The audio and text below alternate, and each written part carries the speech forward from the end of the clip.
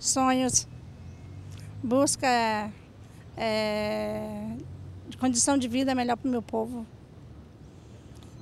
Porque na aldeia, todo dia eu via crianças morrerem, velhos morrerem, e não se sabia por quê, e aquilo me dava uma angústia muito grande. Então, aos 13 anos, eu falei para minha mãe que um dia eu sairia da aldeia para buscar recursos, e todos achavam aquilo muito engraçado, com uma criança de 13 anos fala que vai sair de uma aldeia que é praticamente um país, para um outro país, né? E conseguir sobreviver.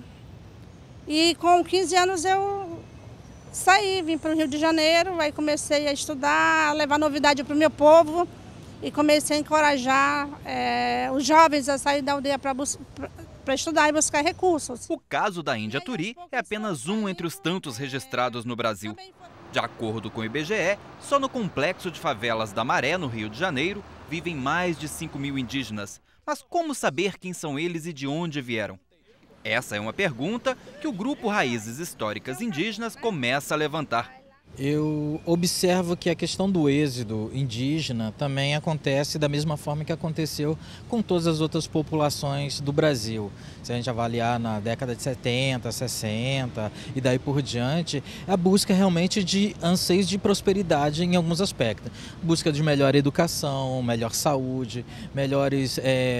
entra na questão das próprias políticas e ter mais assistência e muito mais a questão do estudo. A busca por uma educação de qualidade ou de mais fácil acesso. A maior dificuldade dentro do Rio de Janeiro, não só como o Rio de Janeiro, como de todas as cidades, é o preconceito, o racismo, né, contra os povos indígenas.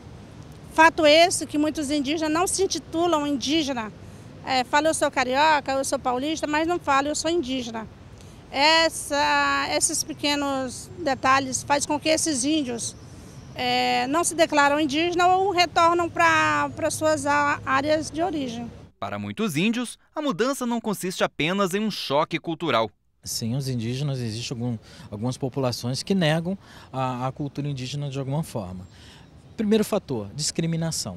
Discriminação racial, discriminação étnica. É muito mais fácil ele se esconder dentro de um não sei quem sou, do que dizer sou indígena, porque vem todas aquelas brincadeiras de infância, de índio que era pito, tem várias situações a qual é muito mais ofensiva do que simplesmente exaltação de uma população que é originária, uma população que realmente faz parte da história desse país. Então, assim, por tantas ofensas, discriminação, tipo, se você está andando na rua com um cocá, a primeira coisa que fazem pergunta é 19 de abril, estão indo para uma festa fantasia, então isso é ofensivo. E alguns não suportam sustentar a cultura indígena e a primeira coisa que faz é se recluir e negar a sua cultura.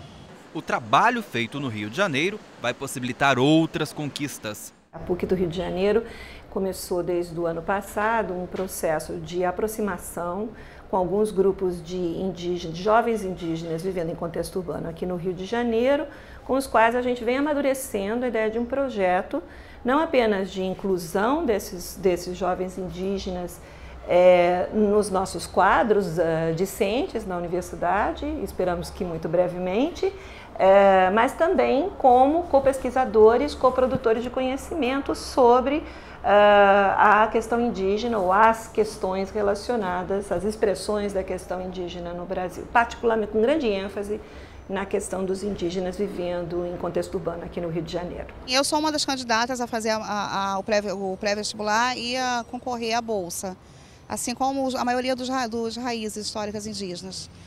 Para nós é uma gama porque nós temos uma matéria a mais, não é só você entrar na faculdade. Como vamos dizer, você vai ter que provar que você é indígena. De que forma você prova ser indígena? Nós vamos ter uma matéria aos sábados, junto com Raízes Históricas Indígenas. Lá nós vamos fazer as trocas de saberes, que a nossa tradição é oral. Então eu trago a gama da minha família, Napoca traz a gama da família dele, da raiz dele, Turi traz.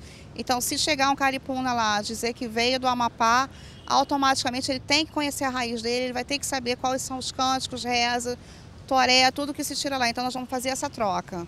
Então esse indígena vai passar por uma matéria a mais, que não é virar indígena, é fazer trocas de saberes dentro da faculdade. A gente espera que esse tipo de iniciativa ela seja transformadora para o mundo indígena, mas também seja transformadora para o mundo não indígena, para a academia tradicional, que também nos ensine a repensar certas questões ou pensar a partir de outras visões de mundo, de outras concepções da vida, de outras formas de aquisição de conhecimento. É um pouco isso que a gente está tentando. É bem criativo, né?